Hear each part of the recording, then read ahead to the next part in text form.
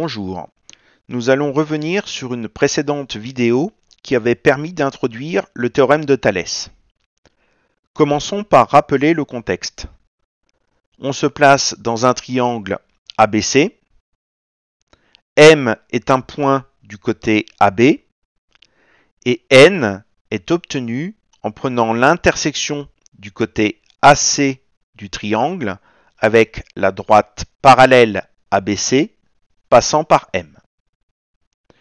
Sur la partie tableur de GeoGebra, donc à droite de l'écran, nous avions affiché en première ligne du tableau les dimensions du triangle ABC, donc avec en première case ici la longueur AB, puis la longueur AC, puis la longueur BC. En deuxième ligne du tableau, nous avions affiché les dimensions du triangle AMN, donc avec AM, AN et MN. Et en troisième ligne du tableau, nous avions calculé les trois quotients.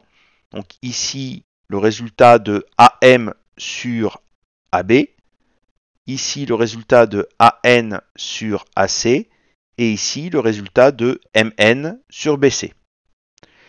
Et nous avions constaté que ces trois quotients étaient égaux, quelle que soit la position du point M sur le côté AB. Donc on voit bien que si on déplace ici le point M sur le côté AB du triangle, les dimensions du triangle AMN sont modifiées bien sûr, les quotients sont modifiés aussi, mais à chaque fois, les trois quotients sont égaux.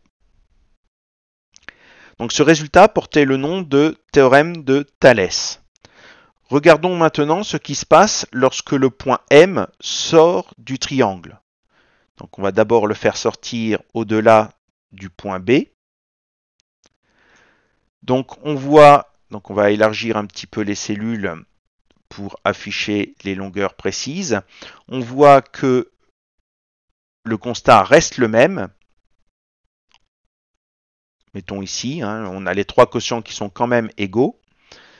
Et si on déplace le point M de l'autre côté du point A, eh bien là encore, le constat que l'on avait effectué en restant dans le triangle reste quand même valable. On a toujours les trois quotients qui sont égaux. Alors quand le point M est situé de l'autre côté du point A par rapport au point B et C, donc comme ce qui est affiché à l'écran maintenant, c'est ce qu'on appelle la configuration papillon. Donc le théorème de Thalès reste valable dans cette situation-là. Et d'ailleurs, la rédaction reste inchangée par rapport à ce qu'on écrivait quand on restait à l'intérieur du triangle ABC.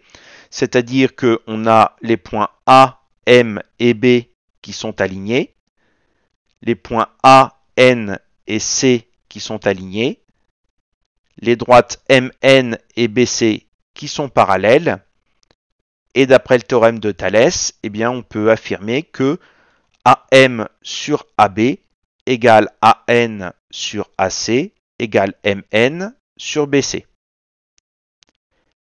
Nous verrons dans une prochaine vidéo un exemple de calcul de longueur en utilisant le théorème de Thalès dans la configuration papillon.